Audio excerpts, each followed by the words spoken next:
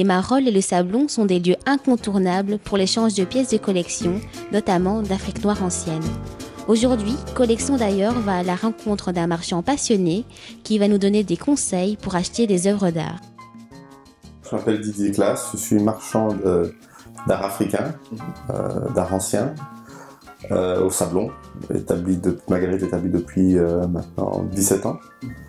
Et je fais ce métier par passion depuis un peu plus de 20 ans.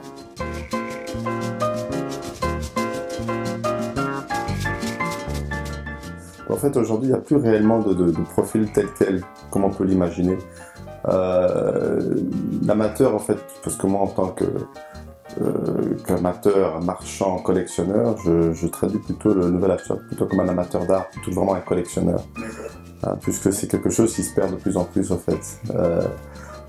L'acheteur est plutôt quelqu'un qui multiplie ses achats d'une manière différente. C'est-à-dire qu'il peut acheter un objet africain, il peut acheter un tableau moderne, une peinture contemporaine ou un meuble design scandinave des années 70. Donc il est plutôt éclectique, c'est-à-dire qu'il en général, hein, on a effectivement quand même quelques collectionneurs qui sont des gens qui ne collectionnent uniquement que l'art africain, mais c'est plutôt rare. Jusqu'aux années 80-90, il y a eu une période qui correspondait au fait à la sortie des pièces, les dernières pièces qui sortaient d'Afrique, et des découvertes de certaines cultures et certaines civilisations qui ont fait qu'il y a eu vraiment un intérêt assez poussé sur l'art africain, enfin qu'il y a toujours aujourd'hui, hein, mais c'est vrai qu'on voit disparaître un petit peu ce type de collectionneur qui ne collectionne uniquement que l'art africain, ou parfois même qu'une ethnie, ou parfois uniquement un type d'objet. Il peut arriver qu'on retrouve des collectionneurs qui ne collectionnent par exemple que les cuillères, ou que les peignes, ou une ethnie uniquement. Voilà. Mais aujourd'hui, ça peut tout changer.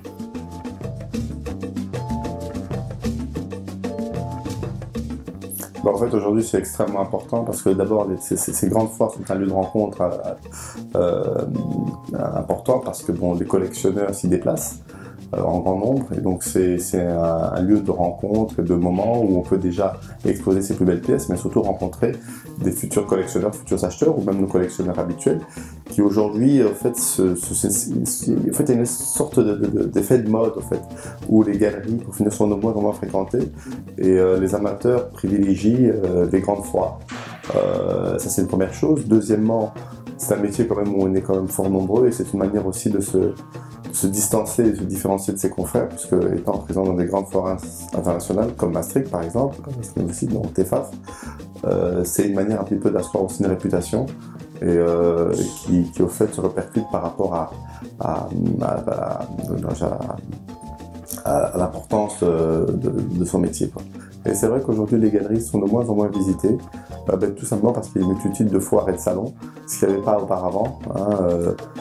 Je pense qu'aujourd'hui, le nombre de foires a dû se multiplier de fois 100 dans certains domaines. Donc voilà. Maintenant, c'est vrai, maintenant, il y a effectivement des foires incontournables, qui sont des foires, des rendez-vous mondiaux, comme effectivement TEFAF Maastricht, BRAFA Bruxelles.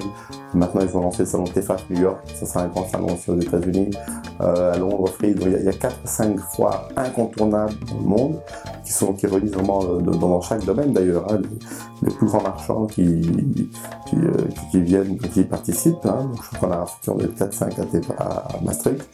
Mais bon, c'est des tableaux anciens, c'est l'art moderne, c'est l'art contemporain, c'est les bijoux, c'est des tas de choses.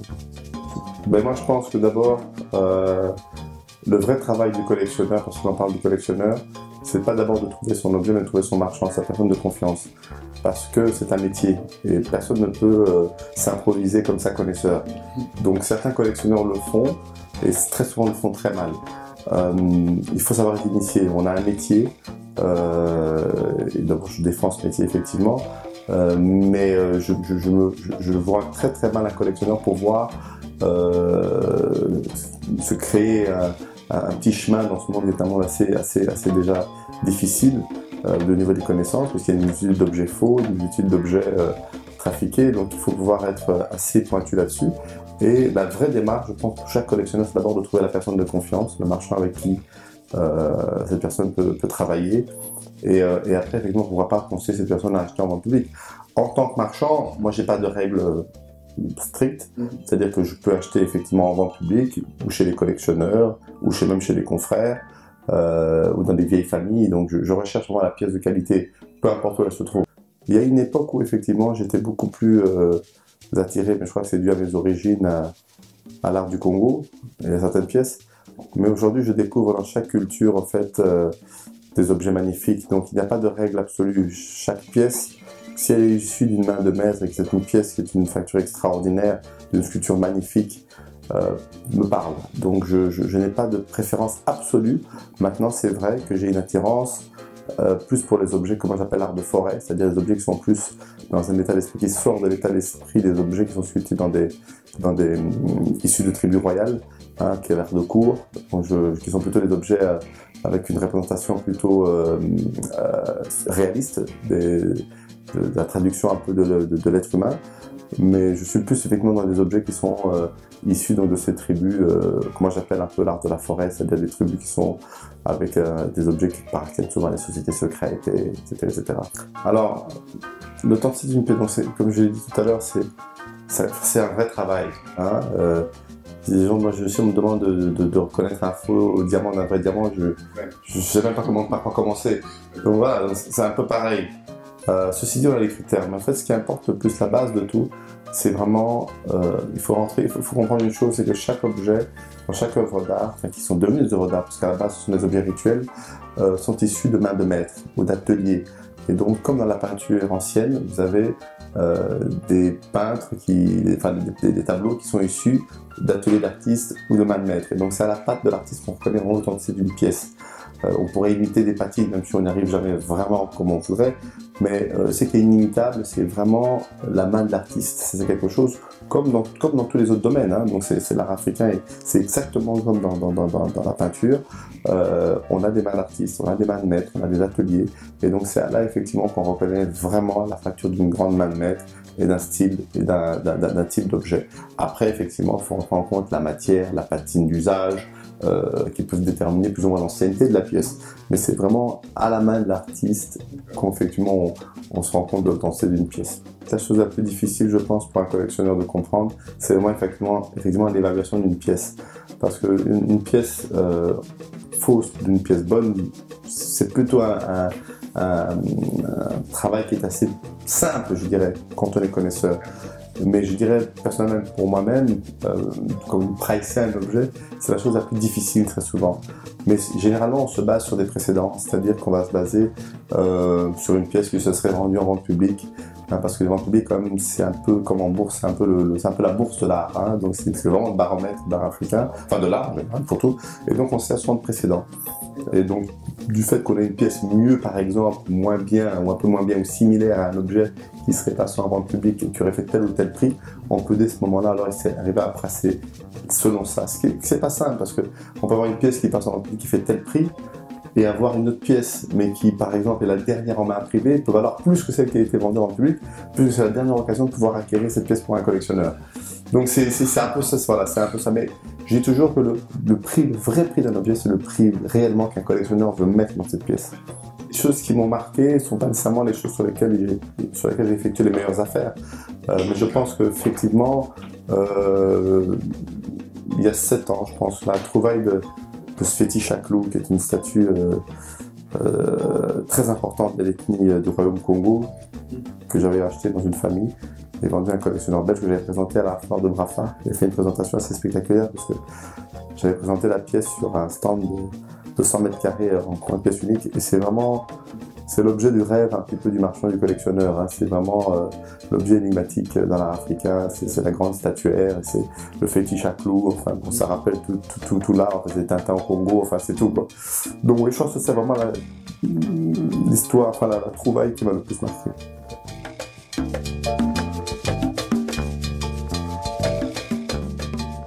Pour aller de l'avant, on a besoin de savoir d'où on vient. Hein, c'est vrai que l'Afrique, on est toujours l'idée de se dire hier c'est hier, aujourd'hui c'est aujourd'hui, et demain on verra. Mais en fait, cette Afrique-là, cette idéologie, elle n'est plus valable aujourd'hui. Au contraire, pour aller de l'avant, il faut savoir d'où on vient et où on est. Et donc, la culture, c'est tout simplement une représentation, enfin l'art en tout cas, c'est une représentation de notre culture, de notre civilisation.